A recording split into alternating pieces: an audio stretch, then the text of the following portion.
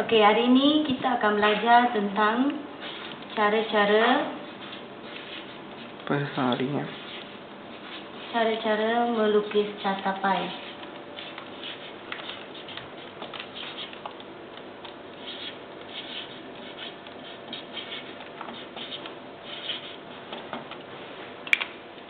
Catapai adalah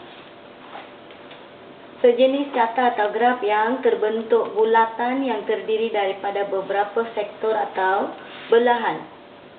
Okey, kita akan belajar tentang langkah-langkah pengajaran catapai.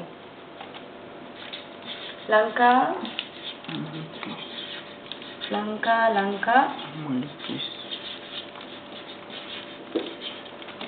langkah-langkah pengajaran. Mula-mula kita kena ada jadual. Jadual pengumpulan sesuatu maklumat. Contohnya,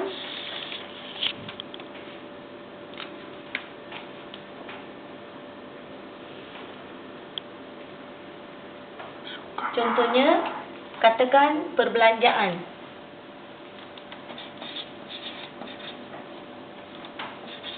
Katakan perbelanjaan Ramli.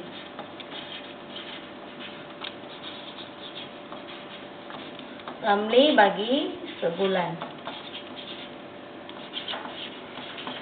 Okey. Agihannya adalah seperti bilangan jenis perbelanjaan. Okey, nombor 1, katakan untuk makanan dibelanjakan RM1,200. Dan untuk kedua, bagi bil telefon dibelanjakan sebanyak RM260. Bagi bil elektrik RM150. Bagi bil air RM45. Dan akhir sekali adalah untuk bil petrol sebanyak RM105. Okey, ini merupakan satu jadual anggaran perbelanjaan bagi Ramli. Okey, bagaimana kita akan menulis jumlah ini kepada dalam bentuk catapai.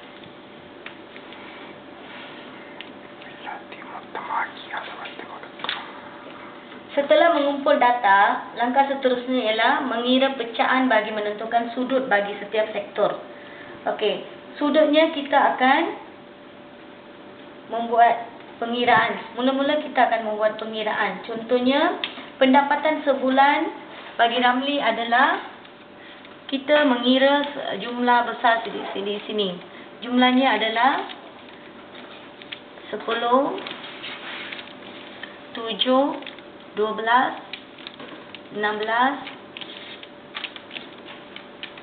3, 5, 6, 7 dan 1. Jumlah besarnya adalah sebanyak RM1,760. Okey, bagaimana kita akan membuat pecahan? Ini adalah satu bentuk bulatan yang dikatakan sebagai catapai. Okey, untuk menentukan jumlah perbelanjaan yang dibelanjakan oleh Ramli, misalnya untuk makanan, kita akan membuat pengiraan seperti berikut. Maka untuk perbelanjaan makanan adalah 1000 RM1,200 dibahagi dengan 1760, iaitu pendapatan sebulan, darab dengan 360. Okey, jadi di sini kita akan mendapat 1%, iaitu bila kita membuat penyelesaian di sini, kita akan mendapat 240 darjah. Inilah yang dikatakan sebagai darjah sektor perbelanjaan untuk makanan. Okey, jadi kita akan letakkan 240 darjah yang mewakili untuk sektor makanan. Seterusnya, yang ini adalah nombor 1. Seterusnya kita akan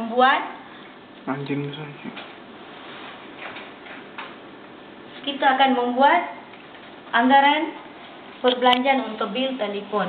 Okey, bil telefon.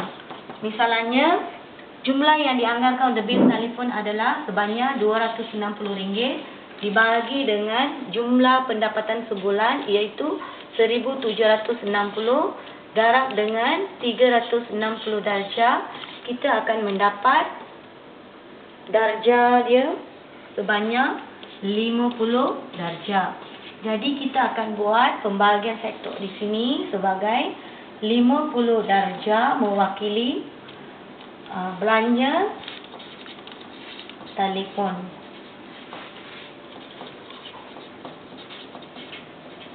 Okey, beginilah penerangan dalam catak-bai dilakukan. Apabila kita telah melukis sebuah catak-bai menggunakan jangka sudut, kita perlu labelkan setiap bahagian supaya kita dapat mempelajari apakah yang dimaksudkan ataupun diwakili oleh setiap sektor. Lepas tu kita perlu meletakkan tanda atau simbol menggunakan warna atau sebagainya untuk membahagikan sektor. Contohnya, sektor yang ini adalah contohnya sektor makanan. Yang dilorehkan dengan merah dikatakan sektor makanan. Dan yang dilorehkan dengan hitam mewakili bil telefon. Begini. Dan kita juga perlu tandakan 5 belanja telefon.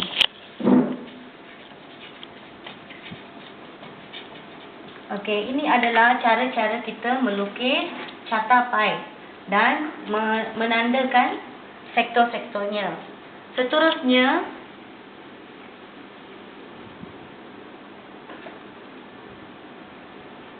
okey, apabila perbelanjaan bulanan Ramli telah dimasukkan dalam sektor ini, pecahan-pecahan ini, kita telah pun melukis catak-bai. Perisian catak-bai boleh didapati daripada perisian Microsoft Word dalam kolom pencarian. Membuka perisian Microsoft Word dan klik pada butang insert catak. Paparan seperti Microsoft Word akan keluar melalui komputer. Okey.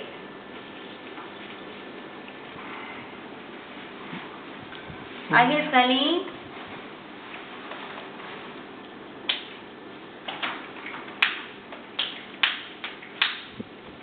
okey, ini adalah satu catak-bai lengkap yang menunjukkan belanja bulanan Encik Ramli. Kadang-kadang murid akan membuat miskonsepsi dalam pengajaran melukis catak-bai, di mana murid akan terlupa untuk menandakan sektor-sektor.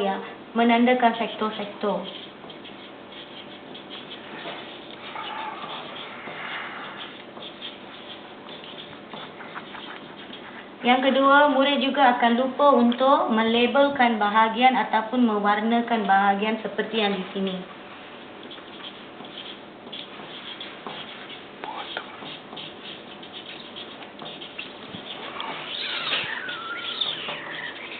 Okey, jadi ini adalah satu cara untuk kita mendapatkan maklumat dan menginterpretasi maklumat kepada satu bentuk catak-bai.